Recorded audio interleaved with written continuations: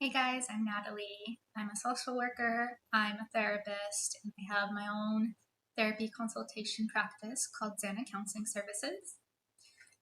This video I wanted to create today because of the recent political climate. I feel it's very important for me to share.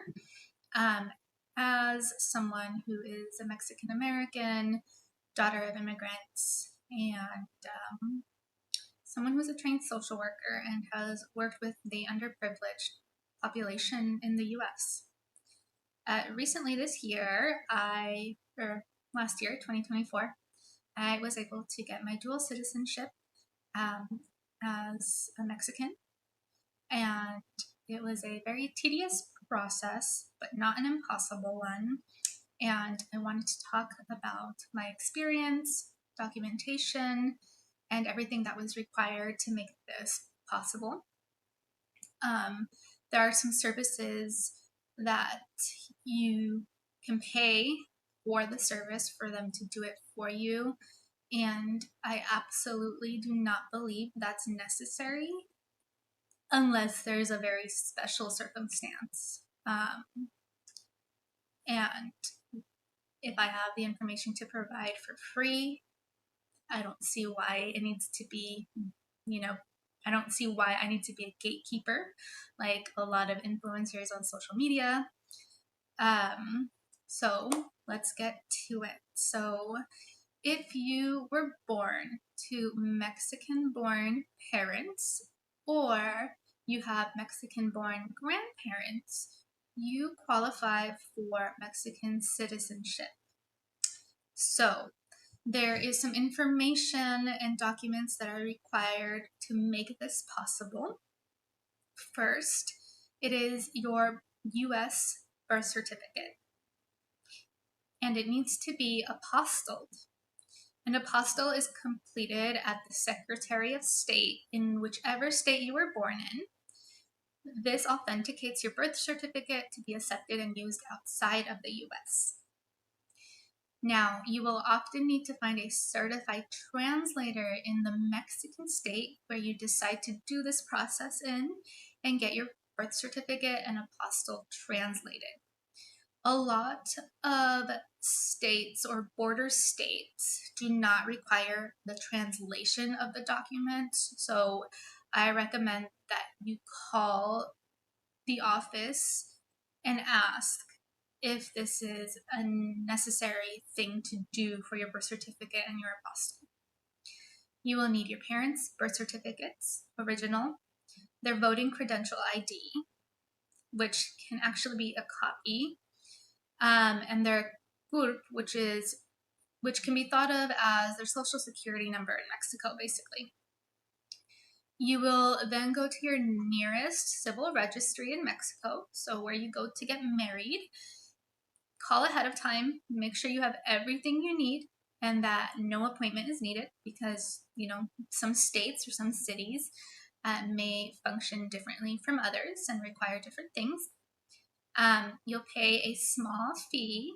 They will verify your information and your parents' information, and then they will issue you a birth certificate and nationality certificate that shows you as a Mexicano nacido en el extranjero, which means I'm a Mexican national born outside of Mexico, right? Born elsewhere. Having this allows you accessibility to purchasing land or homes in Mexico, buying into their healthcare system, getting your Mexican passport, working, opening a bank account, and all other rights that come with being a Mexican citizen. The other important thing to note is that no, this does not strip you of your US citizenship. Both countries allow their citizens to have more than one citizenship. And the other part is, if you decide to go do this at a Mexican consulate location in the US, you will need to check their requirements, their policies, their fees, and their scheduling system. So I did mine in Mexico, specifically in the state of Sinaloa. I did not need an appointment. They required less documentation than the Mexican consulates did in the US, and I was in and out within 1 hour. So, one consulate I went to was requiring both of my parents be present, even though one of my parents cannot come to the US. Two unrelated witnesses, my parents' original marriage license, even though they are divorced, and some other things that ultimately they ended up turning me away for. And you do not need a third-party service, legal aid, or legal assistance for this transaction. It is free. It is your right to get. You are allowed it.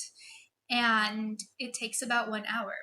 If you have all of your documentation, you do not need anything else, nor should you be paying $300 or more US dollars when it's not needed, when you don't have to pay a third-party service to do this. So save yourself the hassle and leave the money in your pocket. If there are any special circumstances in which you do have to do this, then, that's your decision. I would recommend, if you are a US state or a US border state and you are Mexican American and you're looking to get your Mexican citizenship, I would recommend that you gather all the documentation that I've mentioned in this video. You call the civil registry in the neighboring Mexican border state and ask them, or check their website to see what documentation is needed, if you are missing anything, or if you need anything else, or if you need to make an appointment with them since they are a border state. And go across the border.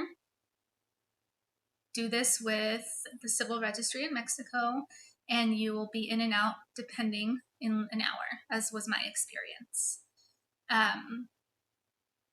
Again, unless you really have to pay for this service, don't do it. You have all the documentation you need. Your parents typically have the documentation they need. The civil registry in Mexico can print out your parents' birth certificates if your parents, for some reason, do not have theirs with them anymore. You can also find their voting registry, their Mexican social security number can be found and printed online, and I will post the link of that so you can find it in my in the comments. So they don't have to have the original of that necessarily. It can be printed through a government website. The civil registry can print out your parents' birth certificates. If you, for some reason, don't have access to your American birth certificate, that can be requested. And for example, if you're living in one state, but you were born in another, and you still have family members over there, they can actually go get a copy of your birth certificate from the city.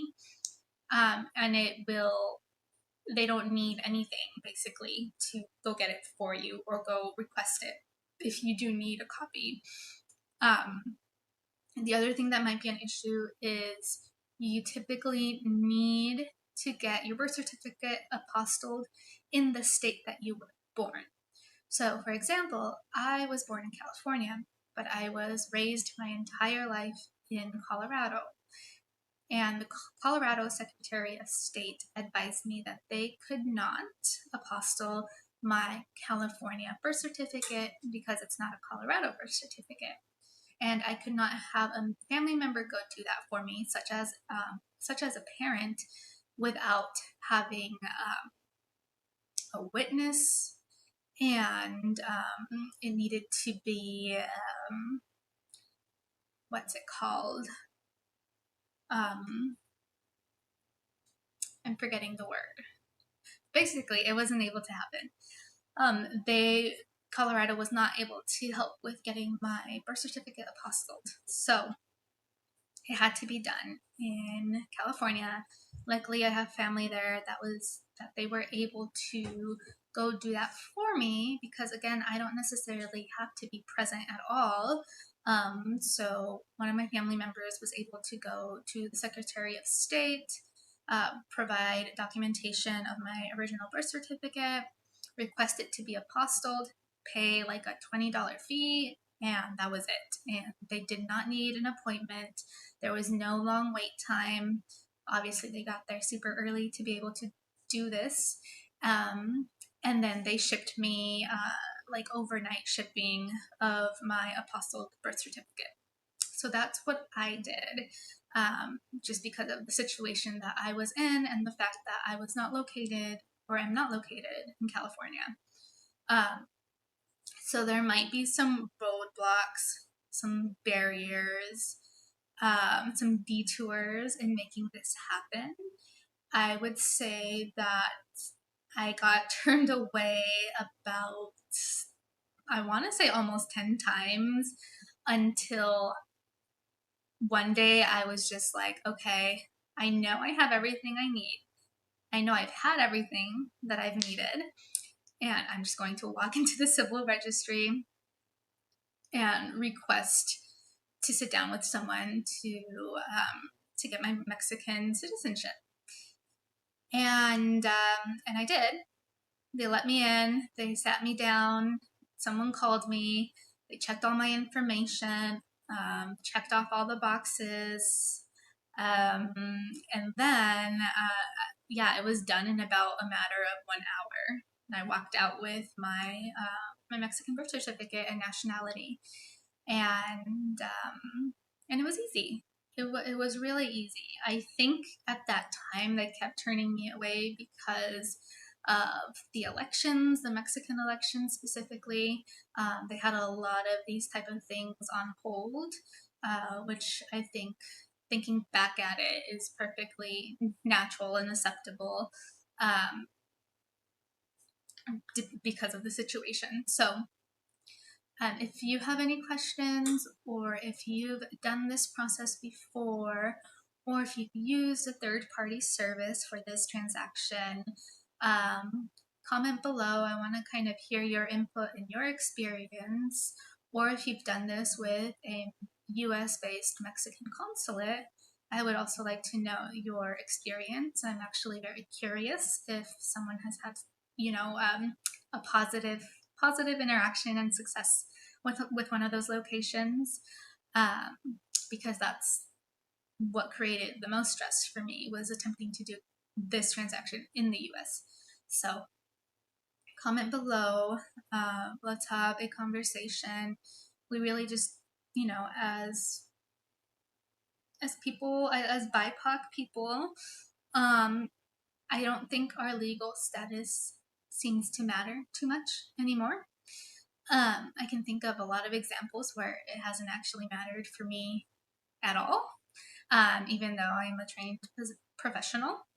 And so we never know. We never know, especially with this ongoing stressful political environment and climate, how things are going to continue to work out for people of color, for minorities, for women, for LGBTQ plus populations. And so the best thing you can do is be as prepared as possible, have your documentation, and if there is a way, or unfortunately, if something happens where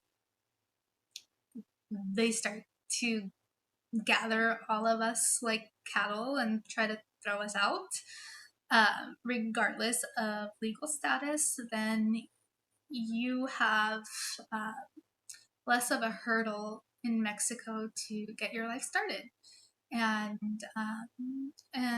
the beauty is that Mexico allows for that. Mexico welcomes their Mexican sons and daughters and individuals that were born outside of the country. They welcome you with open arms. They obviously have this process available for a reason, because it doesn't matter where you were born. If you were born to Mexican parents, you are Mexican, according to the Mexican Constitution. So, yeah, I think that's all I have.